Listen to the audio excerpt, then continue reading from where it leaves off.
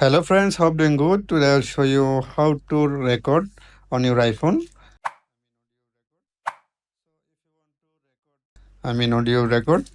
So if you want to record on your iPhone, then you just open Voice Memo and you can just look at this app. Then I just open Voice Memo. Then if you look like bottom center red button, you can just press red button for recording. This is recording started right now. And if you want to finish, then you can just tap again. Now this already recorded right now. And if you want to play, you can listening. And if you want to delete this one, and you can delete also, you can just customize for some option for audio speed,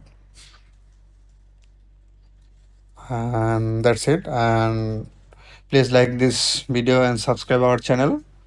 Thanks for the watching. Bye bye.